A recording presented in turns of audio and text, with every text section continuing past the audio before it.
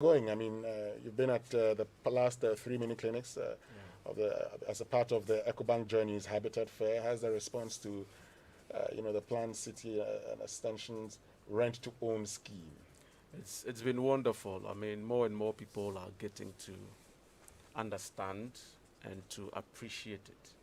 I think our stands are always full. From last year, this year it's the same picture. I mean, the same situation, and so it's been good. It's been great. I mean, as we start the conversation, before I get to Mr. Poku, we talk about planned cities, and you're talking about rent to own, but let's look at the emphasis on planned cities and habitats. Now, why is it important to focus on planned cities and habitats? Right. You see, let me put it in a little broader perspective. Globally, we are in what we call the Habitat 3. You know, we started with Habitat 1. That was way back 76? And then Habitat 2 coming down to 1996, and then Habitat 3. Now in Habitat 3, we are looking at a new urban gender globally. I mean, that's this global global development framework, a new urban agenda. And it's focusing on, using urbanization as a major tool, proper urbanization as a major tool for sustainable development. And we are saying that if we use or if we plan and manage it very well, urbanization can be a very major tool for prosperity. In fact, for reducing poverty. So, as a country, we have been part of this, this whole thing for a long time, participating in the World Urban Forum, of the UN Habitat, every 2 years. And one of the key things over there is a planned city extension project, where we go and we share ideas, we share thoughts, and we also get to learn on how, these new things, how new cities are developing and growing up. Yeah, so we looking at our Ghanaian situation or perspective, we realize that, things things are going quite bad.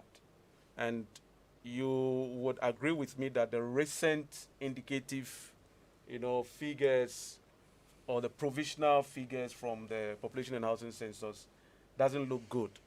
And we are looking at going to urban 4 sometime in 2036, 20 years from now. Sorry, which is about 15 years from now. How are cities going to be?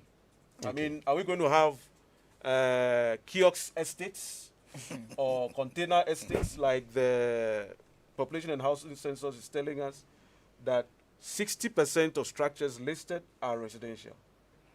And about 20% of these, are kiosks and containers, and you have a lot of slums growing up.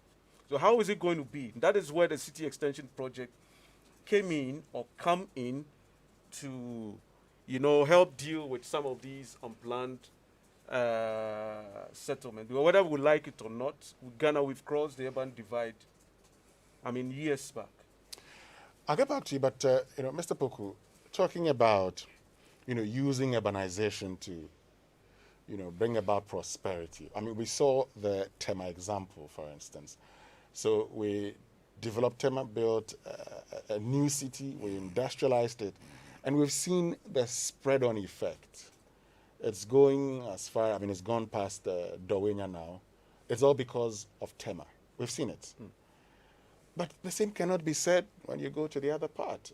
In the past, we had toyed with an idea of Dodua, for instance. While that area may be developing, it is not having the spread effect that it should have. So the question is, what are we not doing right? Why are we unable to do that which we say works?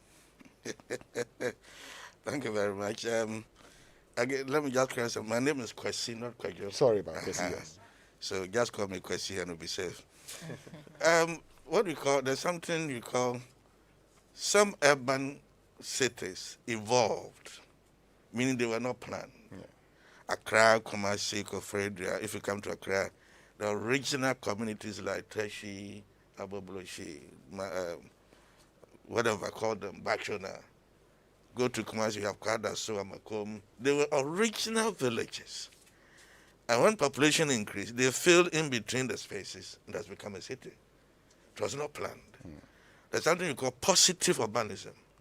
Positive urbanism means that you sat down and planned so that the economics and the geography of the area synchronizes, like we have in Tema. You know where the industrial area is, you know where residential areas, you know where the market is.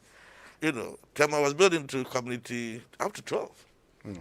It was supposed to have a threshold population of about 250,000. Instead of building another Tema, now you have built up to community 25. From the 13 to 25, all of them are depending on the old Tema, which should have been up to community 12. In that case, even now Tema is no longer Tema that we knew how I want it to be, because population has overflown, housing has become everything. So urban area is supposed to be a place where you can move freely, turnaround times is good. You can go to market and come on time. You can go to school and come on time. If you close from work, you can go to home on time. So that everything is going on in a manner that it promotes economic development. Exactly. You know, and let me just come in at this point. You know, talking about villages, so Sakumono. Now, that was the village, Sakumono. It was there. Then comes the Sakumono Estates, Yes. which is Community 13. Yeah. Since you're talking about Tema, Community 13. Close to it is Community 14. Right. But you'd see that the Community 13 was planned. And so even though there's a village close by, which is the Sakumono village, Yeah. very close to the sea, because the estate was planned, you had the flats and you had other, residential, other commercial, right. properties around. Right. You can see that that particular area is planned. But that's because we quickly identified that people were going to move to these areas. So why don't we step in and trigger the planning? That cannot be said for a lot of the villages. I mean, we just allowed them. Yes, I agree, but we just allowed them to develop without stepping in like we did for Sacramento Estate, for instance. And we stepped in by 1989. We had built the estates. Right. We built Sacramento Estate, Yeah. but the Sacramento village is still there. It's still there. It's still there. How can we make Sacramento village become like Sacramento Estate? We have to graze it down. Otherwise, whatever you do around Sacramento, that congestion within the Sacramento village will still be there. Go to Kumasi, go to Amakom, it's like go to Tafo. It's like an extended village, a grown village. Even though we have Tafu Estate, Pakrano Estate, all of them around the Tafu area. But still, Tafo is still an old village. If you want to plan it to have a positive urbanism, you have to, Tema Township, we raise everything to the ground and started from first, the peak castle. So until there's that challenge with financing to be able to raise everything that's had all over again, we will continue to deal with those pockets of indisciplined planning. Well, I won't say indisciplined, no planning at all. So, Mr. Kwesipoku, I'm curious. Who has led us here? Whose responsibility was it to plan? Well, we have never stopped planning, but what I'm saying is that Ghana urban areas, at the time that they were communities and villages, the planning that we have now was not in town. Like my own village in Sita, there's a village called Asiofu. I've been there for hundreds of years. At the time the town was evolving, there was the current planning system we have was not there. So you build a house next to your brothers. When you need salt, you just open your window, bring me salt. That was all. Some people call it organized chaos. So, not that somebody did not plan for Bachona, but by the time Accra became Accra and was growing, Either you raise everything down from Bakshona and start from ground one. I'm at Committee 18. I share border with Bakshona. I'm staying in an estate called Def Traco. Go out of your wall, and Bakshona is facing you.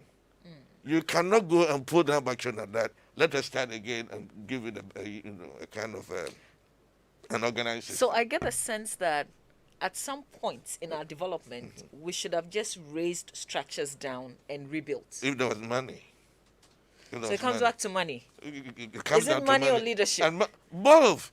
I mean, a good leader, no matter what, politically, every city you spend has an alternative.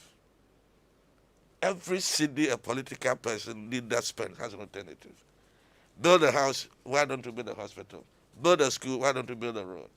So even if your leadership is such, whatever, par excellence, if the money is not there, you cannot. And if you have the money, so the two of them must go together, no matter what. You know, Mr. Pokwin, before I bring you in, Daniel, I've seen the master plan for Accra. Yes, That was drawn in the colonial. yes. And I'm sure you have seen it. Yeah. If you look at that master plan, a lot of the developments we're doing today was anticipated at that time. And so all of it was planned, except that we did not follow up on some of these. And let me get to the zoning guidelines too. Yes, and I like the laughter. Because the zoning guidelines, Mr. Kwesipo, if you look at the zoning guidelines, it is not what we are doing. Yes. So if we have put this down, we said we have a land use act, put it aside, but we have a zoning guidelines, residential A, B, C, and we say this is how it's supposed to be here. What is the difficulty in sticking to something that we have designed ourselves? Right. If you go to LUSPA head office, Land Use and Spatial Plan Authority, the acting CEO, he said something that was like, he said, Accra has been well planned, but not well built. In the early 1990s, I mean 1991, 92, we prepared a master plan for Accra, strategic plan. At that time, the thinking was that Accra was going to grow towards Dodowa. And so the planning was towards there. We never thought, I mean, those times, that it was going to go towards Kasoa. Because the hills, the Makati Hill, we thought it was going to be a buffer between Accra and Kasoa. And so all arrangement was towards Accra growing towards Dodowa. What did we see eventually? People began to have technology, and they love to stay on top of mountains. Go there and ask any of them there, give me a permit if you have. The Makati Hills and all of them. There's none. But your question comes in, why are you sitting down and waiting for people to build when they are not supposed to build there?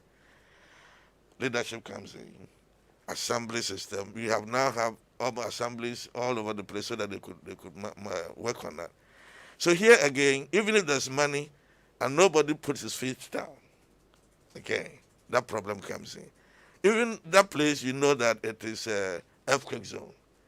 That you should not, for your own interest and health-wise, some law must insist. But before you turn yourself around, they have built. So a case happened when Dr. Kovandapo was AMA boss. He asked LUSPA to go and count houses in Accra that were without authorization. LUSPA counted 900 houses. Called them and gave them 3 months. Come and prove your permit for building. When it did not happen, at the end of the 3 months, you know, he liked doing legality as far as pulling down things were concerned. They started pulling all over Accra. By the time they got 300 houses and containers and things pulled down, the remaining 600 took the matter to court. Human affairs. So and so. Why did you wait to... Eventually, court placed order on the pulling down. And the remaining 300 came back and built again. So even here, when a matter has been stretched by the AMA boss and enforcing the law, the courts of Ghana says, hold on, and let the people remain. So again here, does the community called Ghana agree and prefer planned housing, planned cities? You know, even when there's a pull down, and with all respect to you, when journalists go there and interview the people there, they ask them, oh, since when have you been staying here? The past 10 years, we pay our license, we pay this, we pay rent, we so and so. We failed to ask them, do you have permit? We interview the people for them to become like they are victims of the law instead of corporates. So even the society do not seem to appreciate that there are certain things that must be done through the hard way. Pull it down, let them cry, and let's start all over again. Until Dr. Henry Cote came into Accra, how many people have been able to, change the way he has done at the agriculture area? So we all Doesn't that tell you that when you do these things, the public would support you? Because he has a lot of public support. Now he's able to stand and move on, but other people could not. So the public support, again, it comes from the top of your party. You know the history. Oko Van der Poel was told, my friend, when we were campaigning, where were you? And so he has to stop. Ajay Branch, there are people, they attempt, they tried. Within 6 months, it all went back.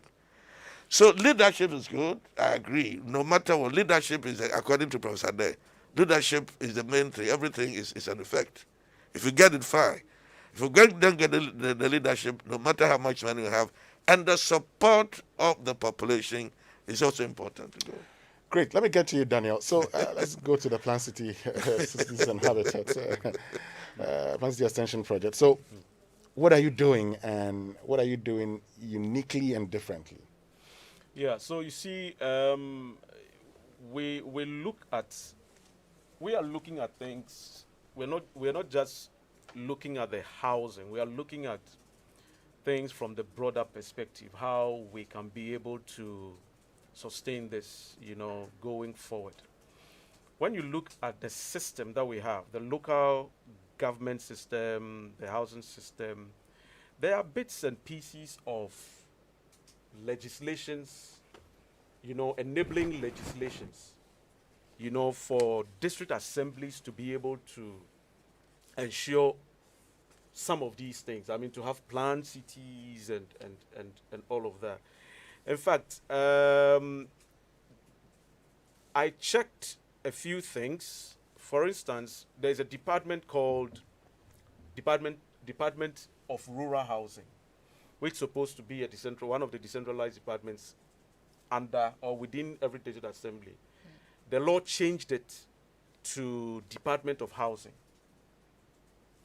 But the last time I checked, I am not sure, and this law we're talking about is a Local Governance Act 2016. The last time I checked, there is no district assembly, at least a few in Greater Accra, that have been able to implement, have the change. We have engaged with the Department of Housing, the new Department of Housing, which used to be the Department of Rural Housing. We have engaged the Department of Cooperatives, to also come in. And there's more that we're seeking to do. In fact, sometimes I ask myself, we have the Department for Community Development within every district assembly. How are we using them?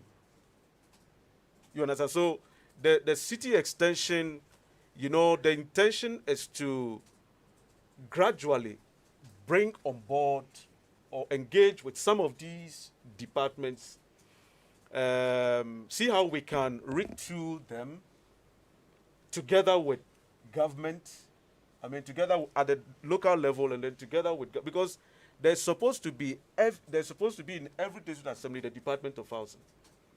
And if we are looking forward, if we are looking at the much bigger picture, let me just, not a complete digression, but I think I heard the president talk about that, the fact that Africa must have a Marshall Plan, towards its own development. And I believe that it needs to start with us. There's a lot that we can do so that our cities, whether they are municipal or metropolitan or district, can be able to do something more meaningful. So city extension, getting these planning things together.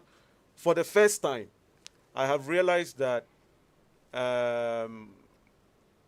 there's an assessment, we used to call it FOAT, now it's DPAT, the district assemblies. For the first time, I have seen that some of the score criteria has to do with district assemblies, that the district assembly have land banks. Do they have documentations with landowners indicating that they have, they are creating land banks or have engaged landowners to acquire land? And it's for some of these purposes. It may well be that the inspiration is coming from how city extension, has, we have gradually developed, because we've done a lot with the Ministry of Local Government, traveling with them and sharing ideas.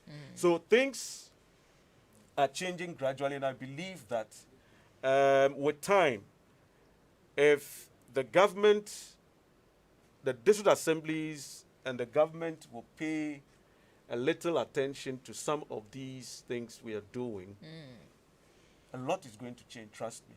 A lot. I mean...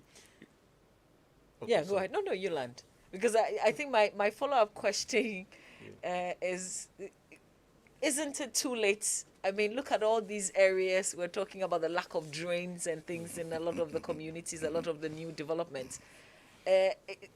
Is it too late for us to do proper planning? Can we do something about it? Maybe Mr. Poku can address this. You've seen the new developments. Yes, too late. You are going to give birth to, I don't mean you, somebody tomorrow, he'll go to university in the next 15 years. For him, it's still not late. We have gone far to return, and therefore we keep going. Too late means that the assemblies, as he's talking about, had all these problems. What we are proposing, for example, in recent days is that why can't we have the land banks that have now become a good point? Why don't we, in our traditional society, we have something we call new towns, or in Chi, say, Asikafu Amantem. People will move from the, dilapidated area and go and build a new site.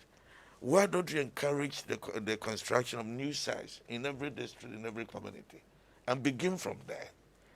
In fact, positive urbanism, the kind of we have it now, started from the Industrial Revolution.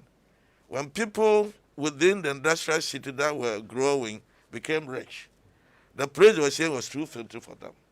So they moved out of the city center and started developing suburbs.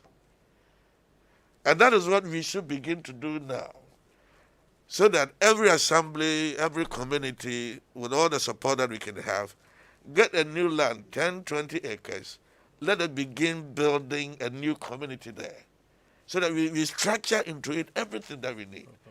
Otherwise, the old community that I've mentioned, Tashi, Makom, unless you have money excess to be able to go back there and pull it down, what we can do now is to take care of the new development. So I guess what you're proposing is exactly what the planned city extension is doing. So is this to suggest we go the real estate way? Because that's what the real estate developers are doing. They are commercial people. The cost of the house, if I tell you the cost of the house I'm living in, that's a different thing. But what they are doing is to mobilize the people, come together, rent to own, what we call I call it housing by income level. According to, for everybody who's going to rent a house, will rent according to his income. So rent what you can have, you can afford. 2-bedroom at a certain amount. You do not necessarily need to tile and POP ceiling and all. They already living in kiosks. Give him a concrete floor, ceiling, water, put the pipe house, anything. Livable house, that's what habitat means. So he lives in a room, the rain will not hit on him and the family. He can get somewhere to wash him and things like that. It costs him how much his salary can afford. When he gets the house, and eventually becomes his own, and he can improve the system, allow him to now put tiles on the floor. So you begin with the rent to own. You rent according to... So what we are saying is that let us provide housing which will be according to your income level. We don't want the word affordable housing anymore. It has lost its credibility, the word. So rent to own, housing by income level. And let's have it done. Uh-huh. And it should start from the ground, not an estate developer. For him, he has put in a lot. And the house the estate developer will put up, none of these people you are talking about can afford. So if that's the case, you're talking about having house by your salary levels. Yes. Fantastic. That's right. But you've also talked about the villages that sprang up that would have to deal with. In the past, we've talked about gentrification. That's right. We talked about That's right. Ashaman, they tried a few with the cooperatives. It didn't really work. But we've looked at the former Works and Housing Minister, Atachia, was talking about Nima, Mamobi. Should that also be the way to go? Yes, the Nina Mamobi thing, I had an opportunity to talk about it some time ago. If you go to Nima Mamobi and pull down, start building, the people there, are you going to sack them, or if you put up the structures you're thinking about, will they be able to pay and afford? Otherwise, you are throwing them away for another people to come and take over. What I suggested was that let us go to Nima and identify economic activities that are booming there. Support them. If somebody gets money in his hands, then he'll begin to think about a better housing. He wouldn't mind pulling down his house and teaming up with another commercial person, this gentrification, private one. So that two people who are selling wachi or repairing radio and TV in their building, support them, let them get money.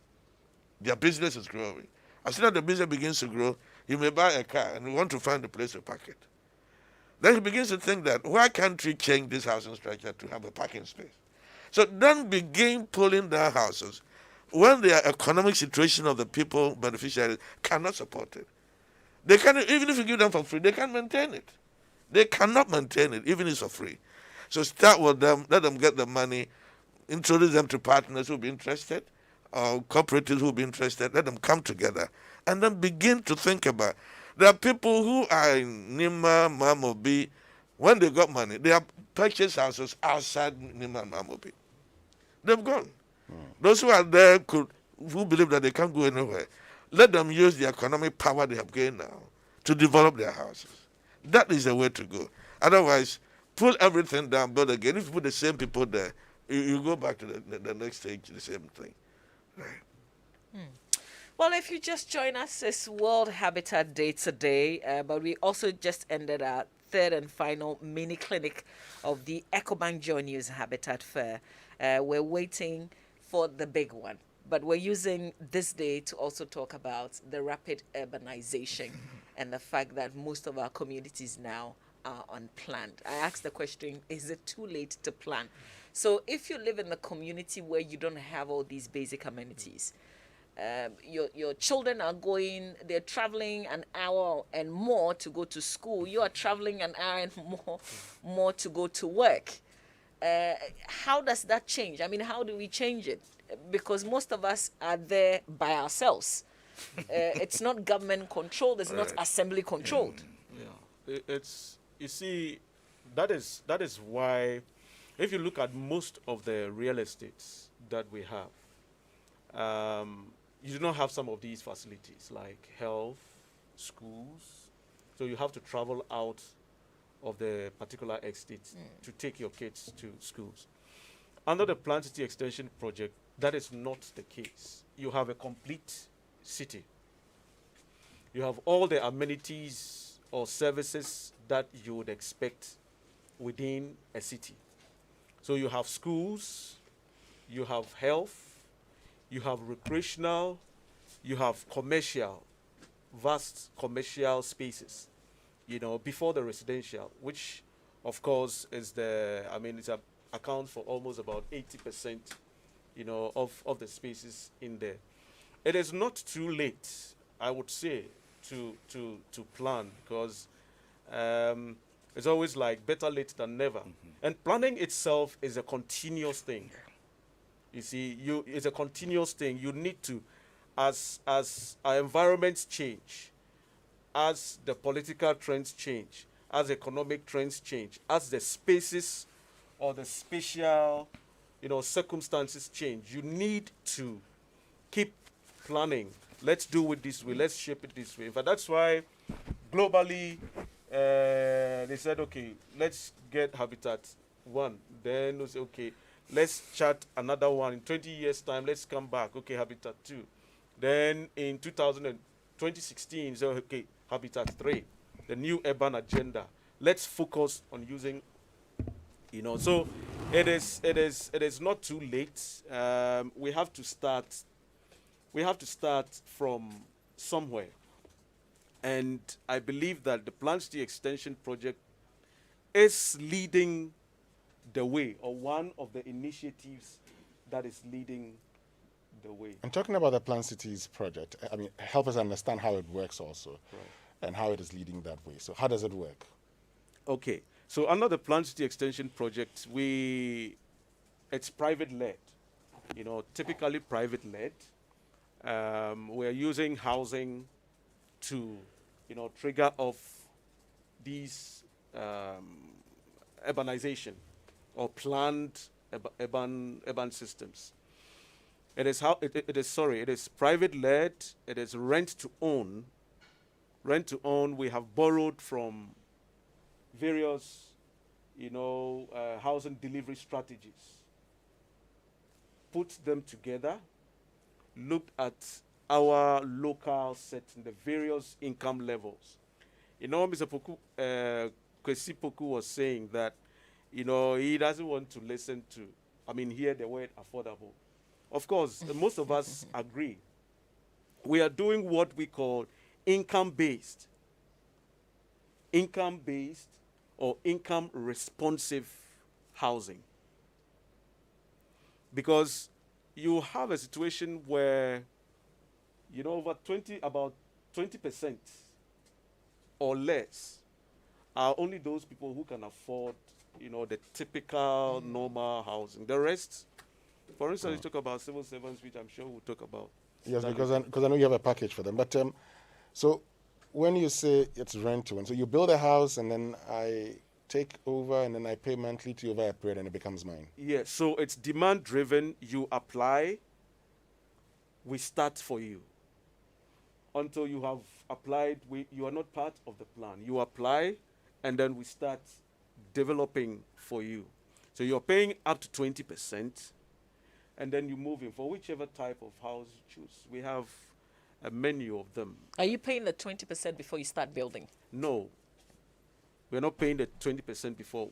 As soon as you apply, and you have made your initial deposit, if you have chosen, say, 2-bedroom flat, apartment, or semi-detached or detached, we start working on your structure for you. But you will get occupancy, or you can move in only when you have paid up to 20% of it. So once you are in there, then you continue to make payments until you finish paying.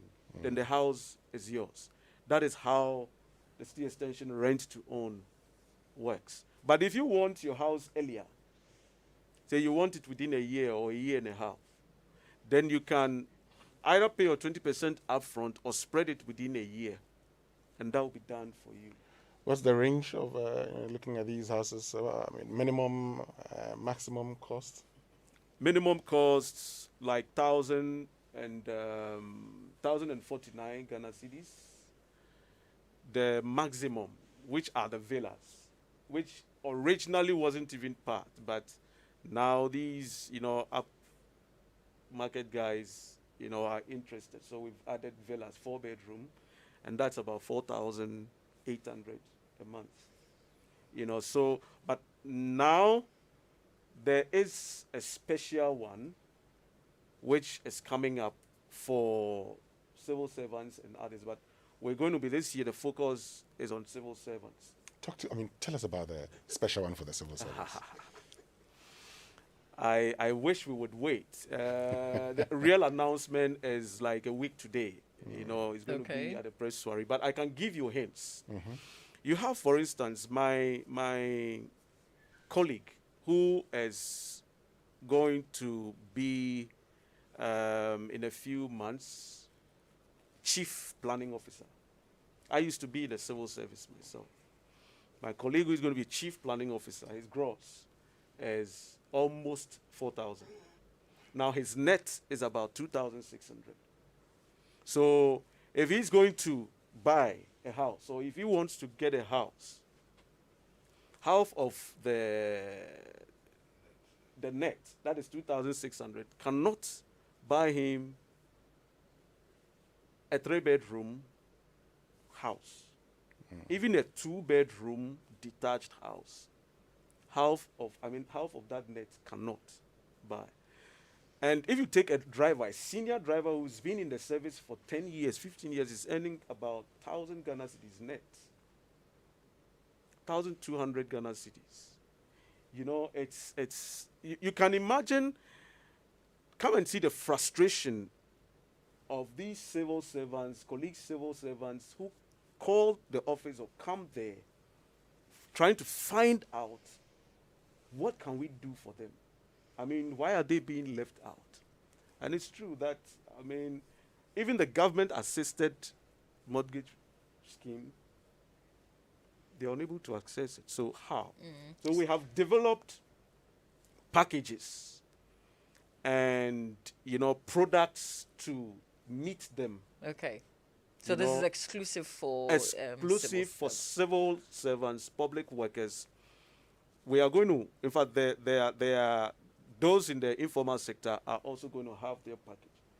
But this year, we're focusing on civil servants. Okay. If we are able to lift that burden off, or if we're able to do that for civil servants, trust me, I mean, it's going to, government itself, you know, will be very happy that this package is coming, because the suffering is real. Yeah. It's very real. Mr. Kwesipoku, should we leave affordable housing? Well, you hate the word, but that's the... should we leave it for private entities to handle instead of government-led? Yes. Government, first and foremost, is the custodian of all the people in Ghana. He works without looking for profit from the people. Just get the bare cost done. And so the word affordable must be left to the private developers. For example, go to Trasaco. Can you tell me the houses are not affordable? People have bought it. Those who have the money have bought it. So let us leave it to them and build it at any price, because whatever it is, there's somebody who has money ready to buy, and let them go in for their profit and their products. And let the government come down to these levels that rent to own is coming up, and then any other thing that will ensure that the cost of the product is within a means where the majority. Because if you think that the houses, the census that came up, 20% of the houses in Ghana are containers. If we move such a person from the container and give him a single room with a proper roof and a bare floor, he will prefer that. So how to bring down the cost will depend on the place you get the land and the material available. Let's get into locally produced material. You've been talking about brick and brick buildings all these years, ever since I was a student. Government started, but even the social acceptability of the brick building is a problem in Ghana. Go to Britain, you know that. Go to US, the most expensive places are houses with bricks. But in Ghana, if you build a brick house and you want to sell, you must plaster it. Other people. So government should go into these things. BRI, I have this kind of cement, local cement, we call it some names. Why don't we continue to put all these things together? We know they are there, but why are you not using them? This is what we are insisting, that government should come in. When it begins to use these things, the price of the house will come down for the majority of people like all of us will be able to afford and use. So as a former president of the Ghana Institution of Planners, Ghana Institute of Planners, if I were to ask, maybe somebody listening to us, should I build or buy? If my experience is that if you buy, you save yourself a lot of problem and trouble. If you buy from a developer, the land is already secured. You don't need to follow the artisans every day to see whether they have stolen one bag of cement or two. So get an estate developer whose product you prefer and the amount you can, and let him buy, and let him build. Go and buy from him. You know, that is when you have that sufficient amount of. But it is always good for me, my experience, that if you can get someone who will build and you buy and you pay according to an agreed arrangement, you save yourself every problem.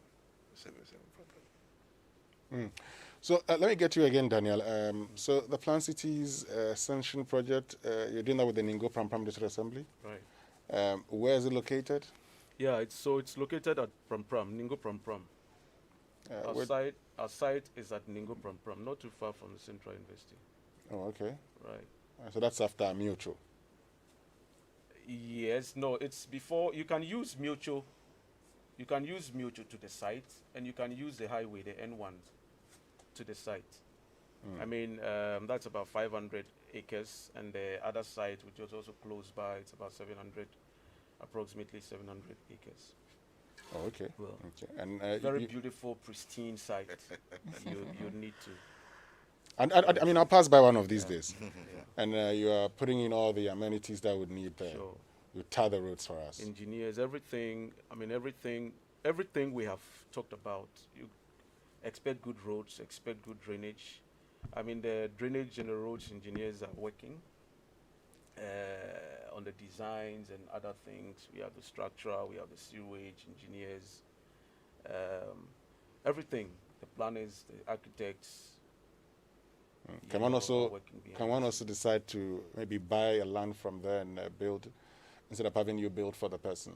Absolutely, you can do so. In fact, the land, now we are doing a promotion, 32,000.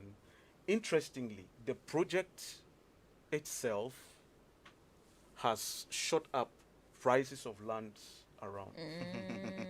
That should be expected. The project itself, the Plan Okay. City, the new Accra City, has shot up the cost of properties and land prices around, and we are amazed. We said, wow, we are running a promo and you see, these are areas that you're not going to have the facilities that we have or we are going to have in the Plan City area, and they are going for some very fantastic prices. But because we are running the promo, we are doing like 32,000 per plot. But by the time we finish the fair, which is 31st, it's going to go up. It's going to go up. You can buy the land, develop it yourself, but we would subject your design to, for approval. It has to meet our standards and specs. Do you have terms like you have to build it within a certain period, otherwise you reclaim the land? Absolutely. I mean, we always say that, as part of our T&Cs, you need to build or develop or at least enter within 48 months. That is 4 years. Otherwise, we'll take it back and then reallocate, refund your money. If we don't do it that way, we're going to have pockets of scattered Undeveloped developments spaces. up to foundation level, up to lintel level, fully developed and occupying. And those who are living there they'll be battling with, security issues, reptiles, scorpions. It's bushy, and you can't even find the owners to pay for the maintenance of those plots, undeveloped property. So it's strict, it's flexible, but there are very strict terms and conditions. Great. We have to be going. Mr. Kwesipoku, finally from you. Finally, let everybody get involved with this Plan City thing so that many people can have or afford to get a place to sleep. Again, let us find spaces outside Accra and develop growth posts so that you don't have everybody coming to Accra. Now in Ghana, if you want to travel outside of Ghana, you only have to come to Accra and board a plane. When he comes and see how beautiful Accra is, he said, then I won't go back again. Then he remains here. So there's an influx of people every day, according to an assumed statistics. About 1.5 million people come to Accra every day. and about 10% go back. They don't go back the same day. They remain. And so when he remains, he can stay without eating, he can stay without bathing, he can stay in one shed for 3 days, but he has to sleep every day. So where does he sleep? On the street, everywhere. So let us make sure that we are developing growth poles, creating other cities, so that you don't need to come to Accra by all means and congest here, so that we can have a good place to plan and live with. We thank you for your time, sir. Thank you for being with us. Mr. Kwesi Poku, former president of the Ghana Institute of Planners. That's right. And former board member of the National Development Planning Commission, as well as Mr. Daniel Edu, project manager, Cities and Habitat. Thank you also for being here. This has been today's agenda. We've been talking about Habitat. It's Habitat Day, of course, and yesterday we wrapped up our final mini clinic as well at the Junction Mall. It was good seeing all of you pass through. Get ready for the main one. We've been discussing the rapid unplanned urbanization and its many associated problems, of course, also with proposed solutions. Stay with us. We'll be right back. Why do you allow coughs, cold, and flu to ruin your happiness? You need Summerlin cough syrup. Summerlin cough syrup will relieve you and your family from coughs, cold, and flu. Summerlin offers a whole range that provide relief for the entire family. Insist on your Summerlin in pharmacies and licensed chemical shops. Summerlin cough syrup from Danex Itin Starwin PLC. If symptoms persist after 48 hours, consult a physician. This advertisement has been vetted and approved by the FDA. Wow, wow, wow. Hope you have heard, rent to own now in Ghana. The Flan City Extension Project Rent to Own Land and House Ownership Scheme by the Ningo Prampram District Assembly and its partners, supported by the Ministry of Local Government and Rural Development and the UN Habitat, are right here in Ghana. So be smart, because where you trade and live really matters. Apply now and own a home or a fully serviced land. Wait a minute, don't forget to join our affiliate housing cooperatives also. Special offers last up to October 31st, 2021. Call us on 055 55 3300 or 0577 911101 and 055 7054 635. Website newaccra.city. Plant City Extension Project, shaping Ghana's urban future.